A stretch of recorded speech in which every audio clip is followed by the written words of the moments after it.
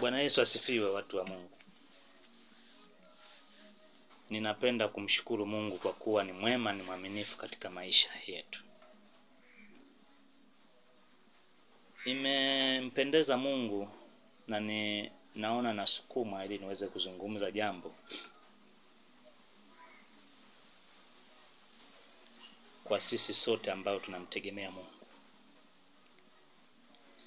Hapana shaka kila mtu ana Mungu wake anayemtegemea. Kwa sisi wa Kristo tunajua kabisa Mungu wa baba yetu, Mungu wa Bwana wetu Yesu Kristo, baba yake Yesu Kristo, aliyemleta Yesu huku duniani ili sisi tuwe na uzima. Baada ya kuwa tumeishi kwenye maisha ya dhambi sana, Mungu akamtoa Yesu katika kile kiti cha enzi, na yeye akakubali, akashuka huku duniani ili atufanye sisi tuweze kuwa karibu na Mungu. Maana tulikuwa tumejitenga kwa sababu ya maovu tulikuwa tumefanya. Sasa Mungu hakuona tuendelee kuishi katika yale maovu. Ndicho tunachoamini si wa Kristo, kwamba yule Mungu ambaye alimtoa mwanawe Yesu Kristo aje hapa duniani ili sisi tufanyike kuwa watoto wake, baada ya kuwa tumemwacha baba, tumemwacha Mungu aliye hai, ndio huyo tunayemhubiri hapa sasa. Ndio huyo tunayemtangaza kwa maisha kwa sasa. Ndio huyo sasa naye nisukuma ili tuweze kuzungumza neno, kutafakari neno kwa ufupi kabisa. Kila mmoja ana namna yake ya kumtafuta Mungu na anajua anamtafuta Mungu ili afanye nini. Sasa tutajiuliza kidogo swali dogo kwamba kwa nini tunamtafuta Mungu? Kwa nini tunamtafuta Mungu? Tunamtafuta Mungu ili iweje? Ujue kila mmoja ana majibu yake. Mwingine anasema anamtafuta Mungu katika engo hii, mwingine katika engo hii, mwingine katika engo hii. Lakini sasa Mungu kuna ujumla wake anaotaka sisi tumtafute. Kuna hicho ambacho Mungu anakitaka kutoka kwetu. Kwa ndio hicho sasa ambacho tunapaswa kukiishi. Wakati Yesu akiwa duniani anawafundisha wanafunzi wake, alikuwa anawaonya na kuwakanya. Asiseme msije mkawa mnahangaika. Mtakula nini? Mtakunywa nini? Mtavaa nini? Msijisumbue kwa ajili ya hayo. Kwa sababu baba yenu wa mbinguni anayajua hayo. Anayajua hayo yote mnayoyapitia. Mahitaji yao ni yenu yote mnayajua. Ni sawa na baba wa familia anavyotambua watoto wake wanataka nini. Baba mwenye akili timamu kabisa anajua watoto wangu sasa hivi wanahitaji nini. Mtoto wangu fulani sasa hivi nguo zake zimechakaa. Mtoto wangu fulani umri wake saizi wa kwenda shule inabidi akaandikishwe shuleni. Mtoto wangu fulani sasa hivi amefikia hatua hii, kwa hiyo mahitaji yake ni tofauti na huyu ambaye yuko chini kabisa. Kwa hiyo Mungu ni sawa na baba mzuri katika familia. Nazungumza kwa baba wazuri, maana kuna wababa wengine they don't care about their family. They don't care about their family. Wao kazi yao ni kuzalisha, wanakula nini, wanavaa nini, wao they don't care. Sio baba yetu huyu wa mbinguni tunayemzungumza. Huyu ni tofauti kabisa. Huyu Mungu wa mbinguni yeye anahakikisha watoto wake wanachohitaji ndicho wanachopata. Amina. Ndio maana sasa nitasoma kwa nini tunamtafuta Mungu. Kwa nini? Mathayo sura ya 6 mstari wa 33 nasema, bali utafuteni kwanza ufalme wake na haki yake, na hayo yote mtazidishiwa. Tunatafuta ufalme wake, ufalme wa Mungu. Tukisha upata ufalme wa Mungu, tuko ikulu ya Mungu, tunaishi na Mungu. Mungu atatupatia chakula, Mungu atatupatia mavazi, Mungu atahakikisha tupo tunaishi wazima na afya tele. Ni hilo ndio Mungu atakayokuwa anahakikisha sisi watoto wake tunafanya nini? Tunalipokea na si vinginevyo. Ndio maana nasisitiza hayo mengine mtafanya nini? Mtapewa, mtapatiwa, mtayapata kwa sababu muko na yeye. Mimi nikisema niende kwa rais pale Ikulu, nikamwambia rais, na ule mtaani kwetu barabara imeharibika. Kwenye bajeti yako rais, naomba kujengea ile barabara. Sidhani kama atanisikia na kufanya lile jambo. Bali akienda waziri wa miundombinu kwa rais akasema, mama, mtaani kwetu pale barabara zile zinawasumbua wananchi, naomba tenge fungu kalitengeneza zile barabara. Chapu kwa haraka rais atatuma pesa, zitafanya kazi. Kwa sababu gani? Kwa sababu wale mawaziri ndo ako nao karibu. Sijui tunaelewana hapa. Ako nao karibu. Kwa hiyo watakalo lizungumza lazima alitende kwa sababu ya ukaribu alionao. Ndicho hichi ambacho Mungu anatutaka sisi, kwamba tukitafuta mamlaka yake, tukitafuta ufalme wake, tukitafuta kukaa na yeye, tukitafuta kuishi na yeye, tumuombe lolote, mengine yote hayo tutapata. Chakula tutapewa, mavazi tutapewa, nguo tutapewa, pesa tutapewa, watoto tutapewa, waume tutapewa, wake tutapewa, kila kitu. Haleluya. Sasa siku hizi kuna namna ambao watu nakuta wanaenda kwa wahubiri wakubwa wa mitume na manabii, lengo aende akapate mali, akatafute mali, akaombewa apate mali. Sawa, Mungu anatoa mali, lakini una ukaribu gani na huyo Mungu? Una ukaribu gani? Kama huna ukaribu wa hivyo, utaenda kwa mitume na manabii, wataomba kwa ajili yako upate mali. My friend, you will never get. Utapokea. Cha kwanza na cha msingi, kanuni ya Mungu, mtafute. Tafuta ufalme wake, tafuta mamlaka yake, tafuta haki yake. Mungu anataka nini? Anataka wewe ufanye nini? Umpende, anasema mpende, umwabudu, umheshimu. Heshimu wanaokuzunguka. Ni haki ya Mungu hiyo anataka. Anataka wewe ufanye hiyo. Ishi maisha yenye utaua, utakatifu, yenye mfano wa kimungu. Sababu Yesu anasema Mungu ni mtakatifu, nasi tunapaswa kuwa watakatifu. Kwa tuishi maisha yenye mpango wa kimungu, yenye utakatifu. Ukiishi hivyo, mwambie lolote. Na kwa sababu yeye anakuwa anajua unahitaji nini, wewe unabonyeza tu button, atakupatia. Ndio maana anasema hivi, kabla hujaomba tayari akisha kujua unataka nini. Nisema baba mzuri wa familia anatambua mahitaji ya watoto wake wote. Kwamba kipindi hiki watoto wangu mahitaji yao ni haya. Anatambua. Kwa Mungu naye yuko kama baba wa familia wanatambua hivyo. Je, Mungu wa mbinguni walioko karibu na yeye ndio anatambua, huyu mwanangu ana shida hii, huyu mwanangu ana shida hii. Sasa hivi anataka mume, sasa hivi anataka mke, sasa hivi anataka familia, watoto, sasa hivi anataka utajiri, sasa hivi anataka hivyo vyote anavijua, viko kwenye ratiba yake. Yaani raha sana kuwa ndani ya Mungu. Yaani ndani ya Yesu kuna raha sana. Unaishi maisha ya kujidai, ya kujiamini. Kama mtoto anavyojiamini anapokuwa na wazazi wake.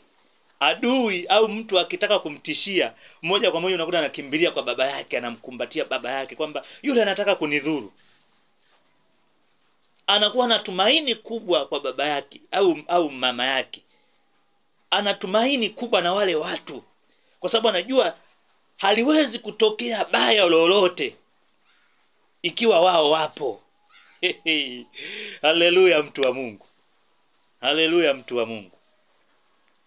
Ndio maana ndugu zangu, hoja niwaambieni, wale watoto wanaofiwa na wazazi wao kwa ghafla huwa wanaathirika kwa kiasi kikubwa sana. Maana pale anaona ghafla taa yake imezima, matumaini yake yamezima, ni aliyokuwa akiwategemea kwa kila kitu wameondoka. Yaani matumaini yanapotea kabisa. Wale watoto usifikiri. Mungu asaidie sana. Mungu asaidie sana. Oh, haleluya. Sasa tamani na wewe mtu wa Mungu kuwa abided na Mungu. Usitoke kwa Mungu, kwa sababu yeye ndiye anayekujua. Yeye ndiye anayejua unahitaji nini kwa wakati huo. Usimwache. My Lord, my friend. Ndio maana sasa unapotoka nje ya Mungu, mabaya yanaanza kukuandama. Matatizo yanaanza kukuandama. Changamoto zinaanza kukuandama. Magonjwa hayatoki hapo nyumbani kwako. Madeni yamejaa. Shida, adha. Saa nyingine unakosa hata 100, unaamka asubuhi una hata 100. Huna wa kumkimbilia.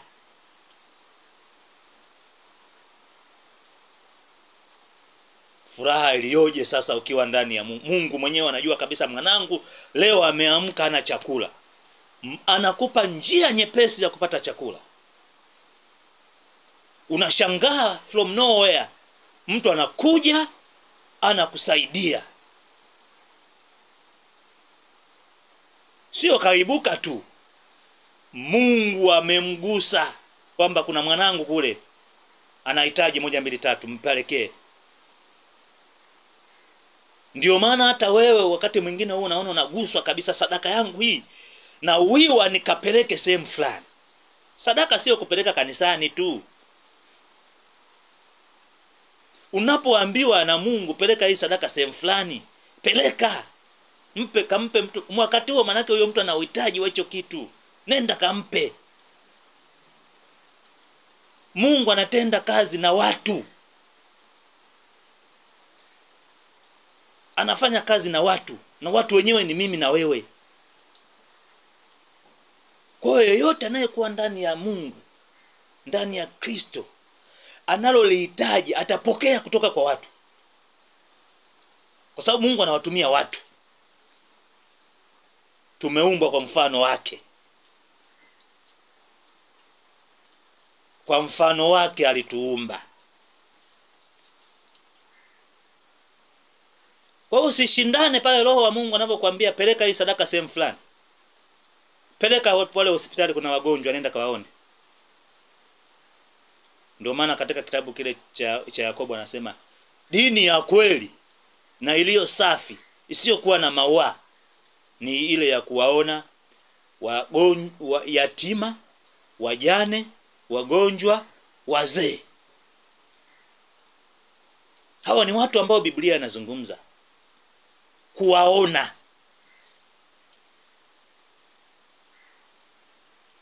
Maana yake ni nini?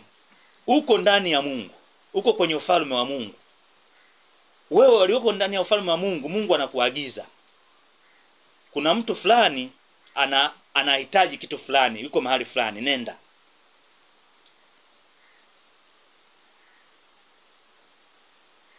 Bwana Yesu asifiwe sana. Bwana asifiwe. Peleka mahitaji ya wajane.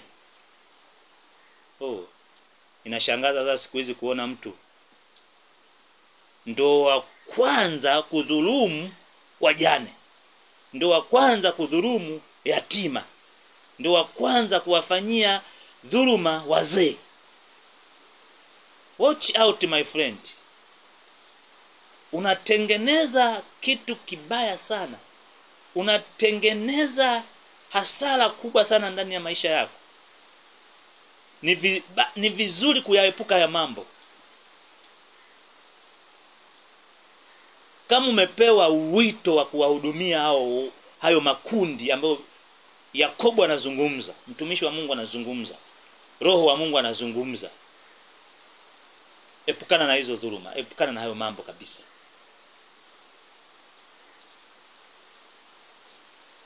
Kibaya zaidi, hata saizi unaweza kukutata kanisa halina mpango hata kuwaona wajane, kuwaona yatima, kuwaona wagonjwa. Hiyo ndio kibaya zaidi. Kanisa inabidi liamke sasa. Anasema huwezi ukasema wampenda Mungu ambaye humuoni, lakini unawachukia au huwapendi wajirani zako walioko jirani na wewe. Aliyoko jirani na wewe ni nani? Yeyote mwenye mahitaji, anahitaji kitu kutoka kwako, yuko jirani na wewe. Ndio maana Yesu wakati ule Bwana akitaka kujua jirani yangu ni nani, alimfafanulia, alimpa mfano, akamwambia kati ya hao watatu jirani ni upi? Rafiki mzuri ni yupi? Yule aliyokuwa akiuliza ile swali akajua kabisa pale rafiki mwema au jirani mwema ni huyu Msamaria. Haleluya. Bwana Yesu asifiwe sana. Sasa nawaambia wanafunzi wake, msiwe mnahangaika kama hao mataifa wanavyofanya. Wao kutwa nzima wakihangaika kutafuta utajiri, wakihangaika kwa waganga, wakihangaika kwa washirikina, wakihangaika huku na huku ili apate utajiri aridhishe mwili, ajipambe vizuri, ale vizuri, aonekane muonekano mzuri. Asema hapana, msiwe kama hao. Msifanye hivyo, maana hao mataifa nao wanafanya. Ninyi mwe tofauti. Badala ya kuhangaika kwenda kutafuta hivyo, hangaikeni kung'ang'ania kupata ufalme wa Mungu. Tafuteni kuwa karibu na Mungu. Nayo mengine yote sasa, kwa sababu mko karibu na yeye, na yeye ndio supplier wa yote, mtapewa. Haleluya. Bwana Yesu asifiwe. Wapendwa, nimeona naguswa sana kuzungumza ile neno kwa sababu wimbi kubwa la watu saizi wanahangaika huku na huku wakitafuta ile heshima ya kibinadamu, akitafuta ili aheshimike kibinadamu. Yesu alisema yeyote atakayemheshimu Mungu, na huyo mtu atamfanya aonekane yuko juu, atamheshimisha.